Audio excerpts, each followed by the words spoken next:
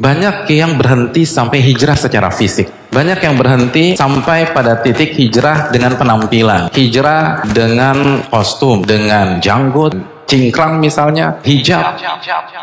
Lalu dia tidak lanjutkan ke anak tangga berikutnya. Kalau misalnya seorang wanita ditanya tentang proses hijrahnya, kira-kira mereka cerita tentang apa?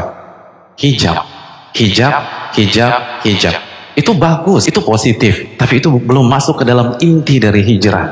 Nabi SAW bersabda dalam hadis Al-Baihaqi dalam Syu'abil Iman, la yastaqimu imanu 'abdin hatta yastaqima qalbuh. Seseorang nggak mungkin bisa istiqomah imannya sampai hatinya dulu istiqomah.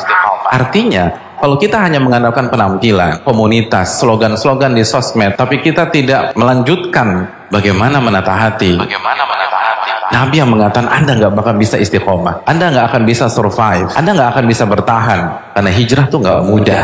Karena ketika kita mengklaim, mendeklar, memproklamirkan kita hijrah, kita berhadapan dengan surat Al-Ankabut ayat 2. Ahasiban nasu an yutraku an yaqulu amanna wa hum la yuftanun.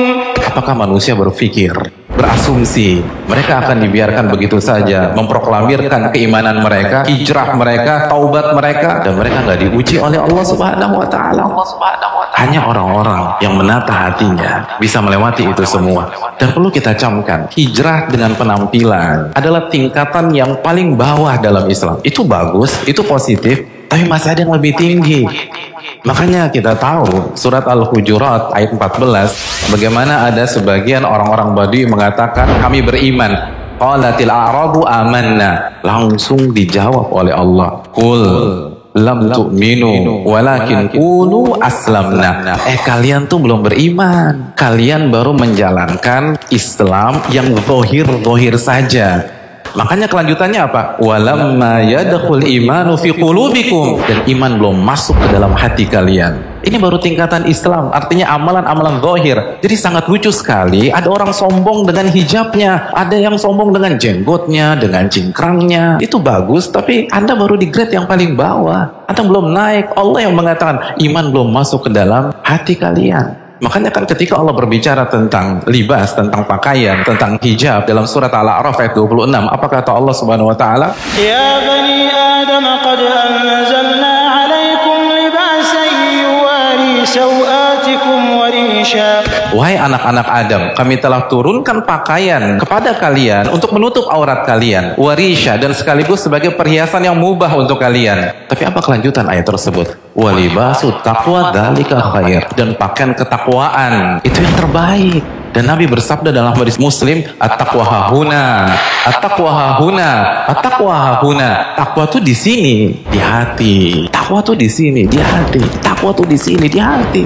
Ini inti dari hijrah. Kalau kita katakan hati, maka kaitkan dengan hadis Bukhari. Nabi SAW bersabda, Ala inna fil jasadi mudghah. Ketahuilah, di dalam sebuah jasad ada segumpal daging. Idza soluhat, jika daging itu baik, maka baliklah seluruh jasad. Kepala baik, mata baik, telinga baik, lisan baik, tangan baik, kaki baik. Wa idza fasadat fasadal jasadu kullu. Dan kalau segumpal daging itu buruk, maka buruklah semuanya. Mata ngelihat yang nggak benar, lisan gibah, fitnah, caci maki, dan seterusnya. Ala wahyal qalbu. Dan segumpal daging itu adalah hati. Jadi kalau hati baik, semuanya baik. Dia akan berhijab, dia akan berpenampilan syar'i, dan nggak berhenti sampai di situ saja. Tapi kalau kita hanya fokus kepada fisik, fokus hanya penampilan, stuck.